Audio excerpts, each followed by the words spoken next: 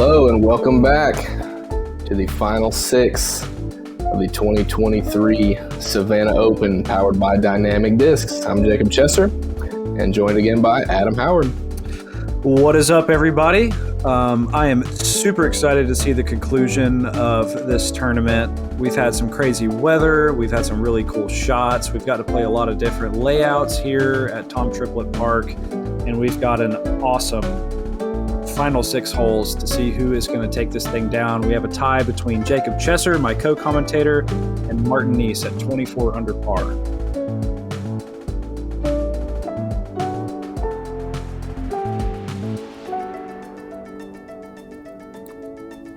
So here's Martin, and we were tied after round one, we were tied after round two, and now we're tied after round three, coming into the final six here. Hopefully at some point one of us will be able to break away. Next we've got Isaac Robinson, a couple strokes behind us, a guy who is terrifying to have on your heels, especially if you watched him play at all on the Pro Tour last season. And Grady right behind him, a guy with some unbelievable talent and power. And an unbelievable sweatshirt. It's true. It looks like he might be wearing again. I hope so.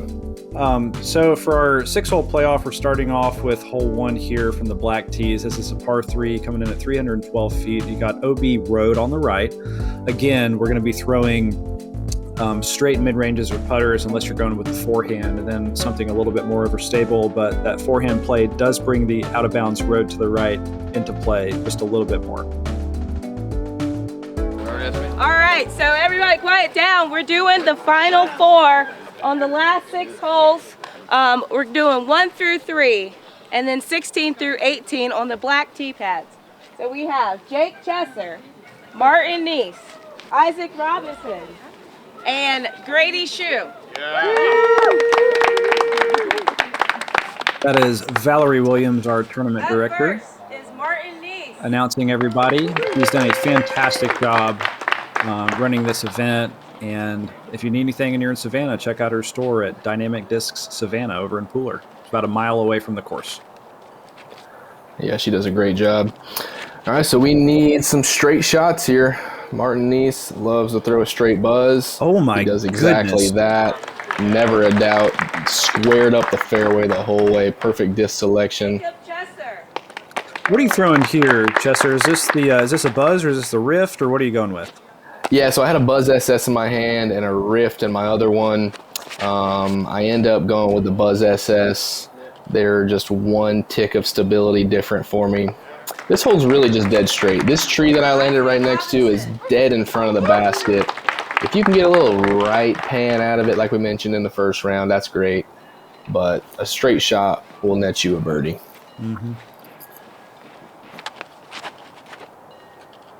This looks great from Isaac as well. Hopefully he'll get a little kick towards the basket, and he does. Now we've got 3 fantastic, ideal tee shots off the rip here.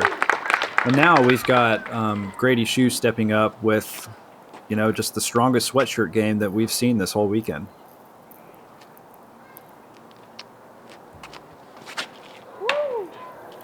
Yeah, not what he was looking for there. Unbelievable kick off the tree to dead in the middle of the fairway. He's going to have a great chance to scramble. He's got a great forehand and great touch. And he tries to just ring it up from 220 feet out. That's awesome. So yeah, he's gonna leave with a par after hitting a tree about 40 feet off the tee, and he's gonna be totally content with that.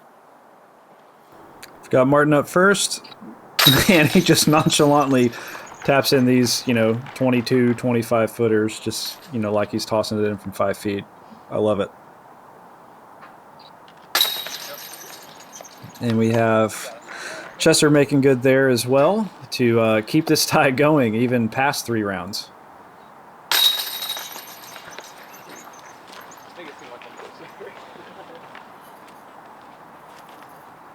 Watch Grady tap Grady with the great scramble to get himself back here at about 15 feet. Saves a par after a really unfortunate kick off the tree. And that was a great job by him. So we are still knotted up at first place, now at 25 under par, heading into hole 2 of the 6-hole playoff for the 2023 Savannah Open.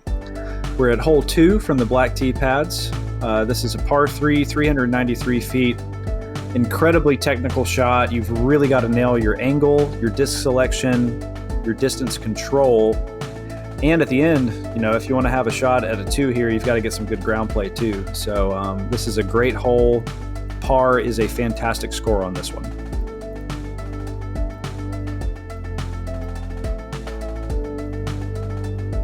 Yeah, if you can get up into circle 2, you're extremely happy. But there are so many trees on this hole. Anything could really happen. Martin hits the big one in the fairway here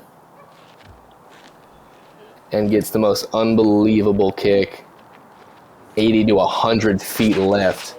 Oh my gosh, wow. And ends up out of bounds. I also early release my drive and end up in a much better spot, just out of pure luck, than Martin did.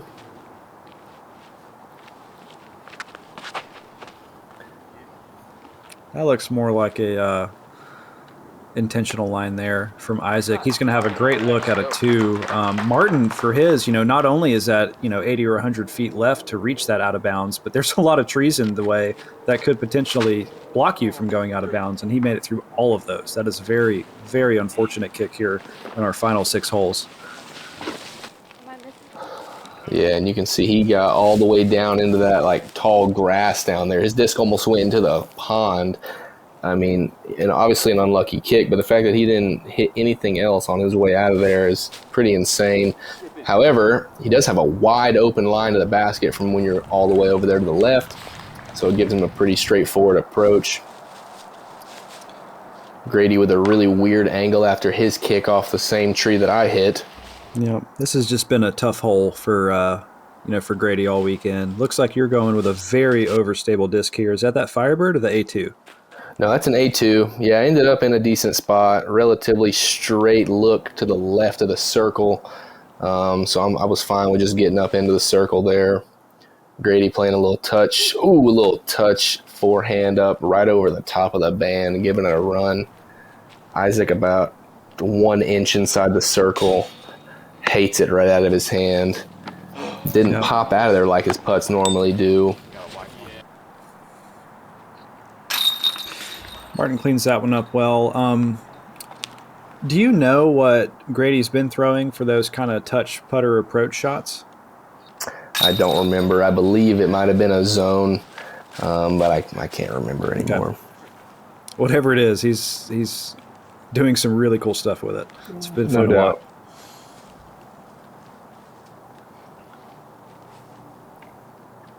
Kind of an awkward footing here with that tree.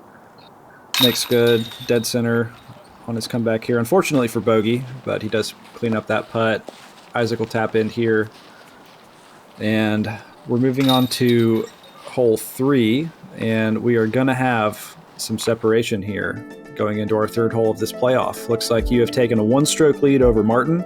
Isaac is still in the hunt, though. You know, if there's anyone that you would not want to have behind you in this tournament, it's Isaac Robinson. So heading here into hole 3, another par 3, 184 feet. This is the same layout as rounds 1 and 3 from the gold and black. They share the same tee pad. You can go straight through this gap, which the drone is flying through, which is probably the smallest gap that you could pick.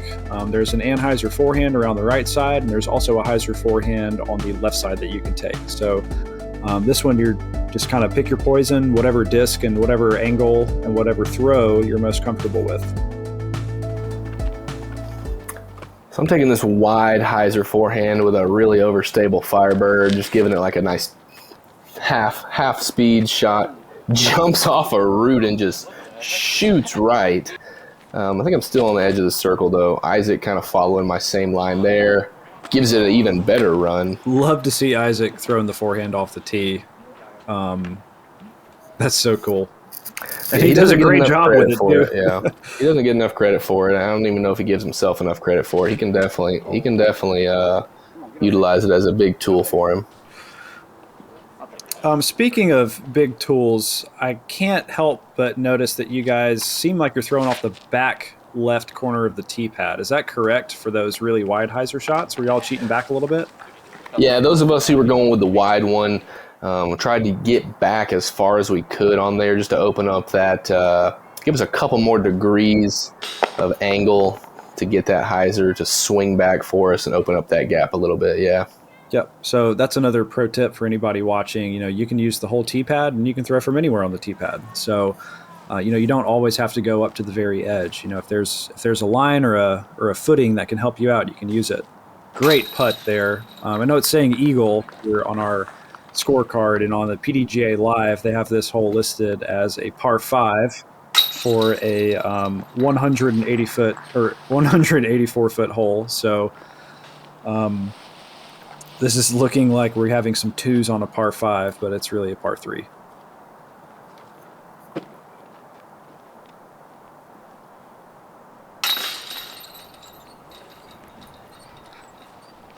The only thing I will add with this little scoring discrepancy, it doesn't matter at all. You're the only 4 players on the field, so everything's relative to what you're doing. But everyone that wasn't on this lead card, we're not behind by quite as many strokes as it seems. Right, yeah. And I mean, disc golf doesn't matter. Par doesn't matter. It's who has less strokes than the next person, so.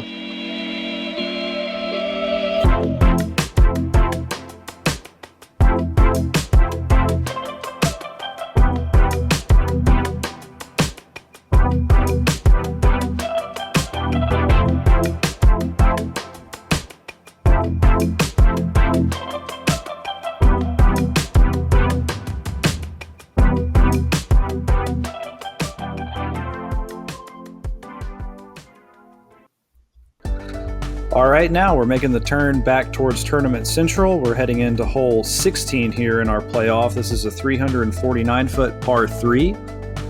And you have out-of-bounds road on the left. The play here is just going to be a turnover backhand, most likely, or a power forehand up through the center gap.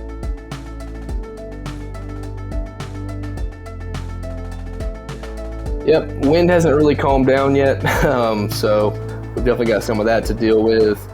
I'm reaching for a force, going for that forehand. So tell me what made you decide to go with the forehand rather than the backhand here. Did you have a tailwind? Were you worried about it fading out into the road, or what was going on? Yeah, it's a little bit of a tailwind for sure. This is you can kind of take whatever shot you're comfortable with here, and when shots are 50-50, I usually lean toward a forehand. But both shots can work just fine. As you see, Isaac put one right here on the edge of the circle, but that tailwind mashed him down. We thought it was going to be absolutely parked, but it got mashed down by that tailwind. Martin makes the correction off of my forehand, throws it even deeper, but gets a weird kick off a tree. Great shot, He'll be just deep. Brady's going with the backhand here. Looks like maybe a little bit slower of a disc, and he's getting the fade. Oh my gosh, what a shot. Is that a mid-range from him, you think? That was a mid, yeah. So much touch from him right there, but also so much power. He's got a great balance of both.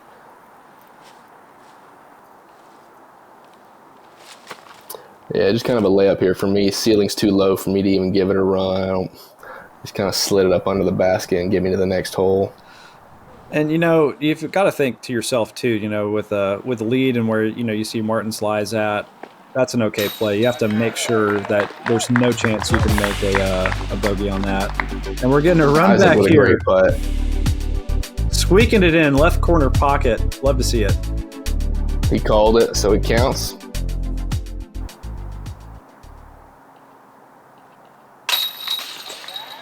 Grady with a slow controlled drawback. Bangs it in there. Martin with the tester coming back.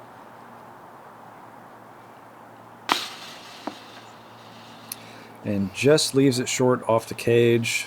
That is going to be a tough one. And he's still got a pretty decent comeback here. Looks good on this one for the bogey. That is going to be another stroke in your favor here going into hole 17. Right, yeah. That's why I didn't really want to press on this hole too much. I figured, me and Martin were going to tie that one up. He kind of gets a bad break on the comebacker. But yeah, you got to play it smart coming down to the last few holes, and I felt like that was giving me the best opportunity there. That's right. So moving into hole 17 here, we have another par 3 coming in at 403 feet. You have to cross the road and land in bounds, or you move to the short tee pad. This one, the plays are either a big power forehand carrying a lot more out of bounds, but having less trees to contend with, or throwing a backhand, usually with some anhyzer on it, peeking through the trees to get up to the basket for a look at it too. So, Chester, tell us, in your mind, with a lead going into this one, what do you think is the safest play, and what are you going to go with here? Yeah, the backhand flex play that you were talking about a second ago, you've kind of right where Isaac's throwing. I think Isaac was trying to get that a hair higher, but aiming right at that bridge that he just barely missed is the aiming point. So he almost hit exactly what he was aiming at. And like you said, that keeps the out of bounds more under control. Oh, he hits That's the other danger of the forehand there, which is kind of exactly what he's aiming at, hoping to just miss it. Yeah. So yeah, I didn't want to mess with this out of bounds at all. Throw it right over the bridge. That's right. For you, wow, what a shot. Inside circle one. Yep. But really, in your mind, all you're thinking about is there is absolutely, I cannot give this any chance of going out of bounds, correct? Right. And you end up giving yourself a really, really solid look at a 2. So that was just icing on a cake there. That's right. That puts even more pressure on Martin's shot here, so we'll see how he handles it. Hits the line exactly like he wants. Oh my gosh. Cures the fairway. Almost hits the pole. Can't really do it any better his than game that. plan. Absolutely. That was absolutely perfect.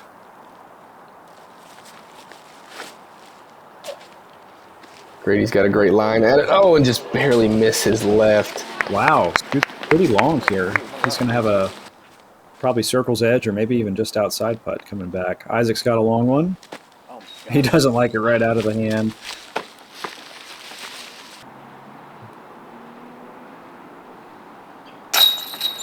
And that's another nail in the coffin.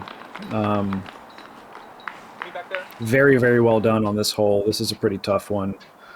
Let's see what Grady's got. Just barely missing left side. That was a pretty good bid from where he's at.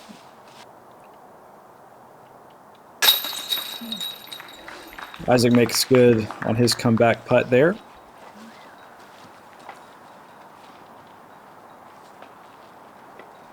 Martin also in for the birdie. That is a great bounce back for him after that last hole. To have that happen. Oh my gosh, he did it! Style points for Grady. That was so awesome. Hitting the bottom of the disc off the front of the basket to make it flip in. That is up and over. That is the ultimate style points play. I love it so much. Grady's all about the style points, whether it's the trick putts or the sweater. That's what he loves. Man, let's see if we can get stylish on hole 18 here. We've got a par 3, 276 feet, very, very tight off the tee. You're going to want to throw a stable mid-range or putter up the gut, have it fade to the left, and hope you get through these last few trees here. Anything across the ditch is going to give you a pretty solid look at a 2.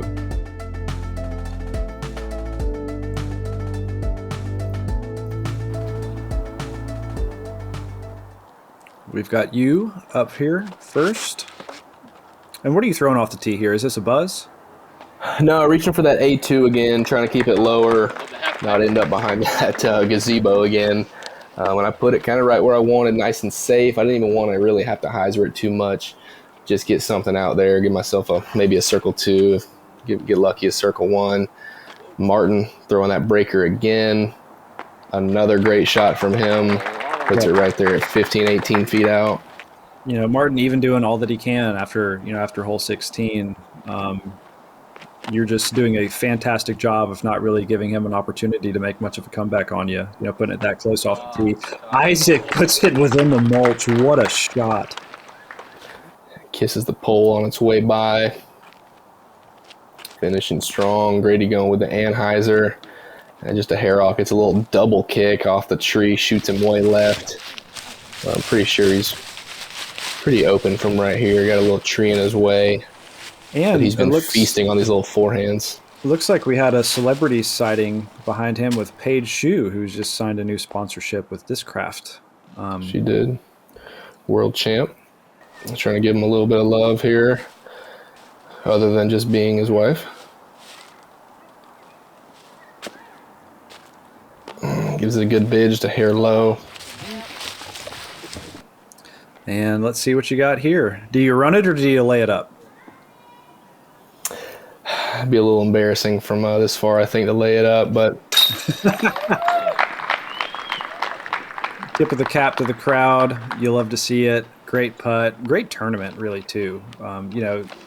Being that tight, knotted up with Martin this whole time, making it into the final 6 to really kind of, make your run and get a little bit of lead on him.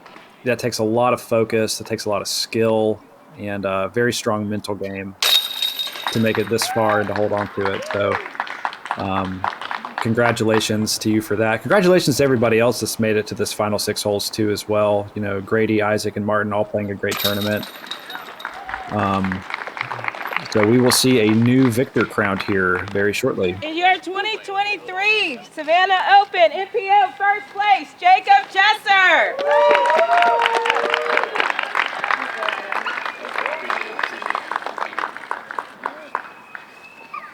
Hey guys, thanks everybody for coming out. Appreciate you being here. Thanks so much for y'all for putting this on. Appreciate you. Shout out to Disc God for supporting me and to my wife for hanging out with me downtown in Savannah and coming with making the trip. Appreciate you guys. Thanks.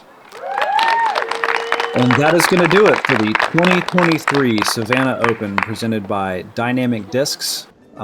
Big shout out to our tournament director, Valerie Williams. We've got Jacob Chesser coming in at 30 under par, winning by a 3-stroke margin over Isaac Robinson and Martin Kneece. Thank you guys so much for checking out Ace Run Productions coverage of this. Make sure to subscribe, like, comment, and look out for everything that Ace Run Pro has coming on the horizon. Yeah, thanks so much, man. I appreciate you being here on commentary with me. Thanks so much to Ace Run Pro. Like and subscribe. Make sure to share the videos, and go buy some new t-shirts they're putting out. And shout out to Disc God for sponsoring me. Go check out our videos as well. And yeah, thanks to Savannah and Val for putting this tournament on. They do such a great job every year. And we will catch you guys next time.